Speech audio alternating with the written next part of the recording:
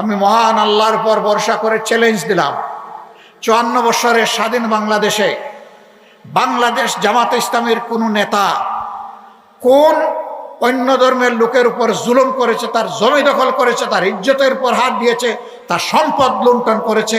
সাহস থাকলে আমাদেরকে বলে দেন। আমরা সেই দুষ্ট লোক তৈরি করি না। মহান আল্লাহ আমাদেরকে শিক্ষা দিয়েছেন, যেই দেশে মুসলমানরা সংখ্যাগরিষ্ঠ হবে সেই দেশে আল্লাহ বলতেছেন, অন্য ধর্মের লোকদেরকে আমি তোমাদের কাছে আমানত রাখলাম,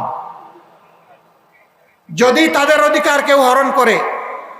আল্লাহর নবী বলছেন, হাসরের দিন ওই মুসলিম নামের জালিমের বিরুদ্ধে আমার আল্লাহর দরবারে আমি হব বাদী, তার বিরুদ্ধে আমি করব মামলা দায়ের।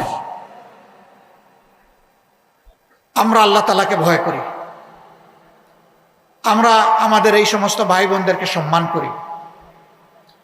ধর্মীয় কোনো বিশ্বাস ধারণ করা প্রত্যেক নাগরিকের নিজস্ব ব্যাপার, এখানে কোনো জোর জবরদস্তি চলবে না।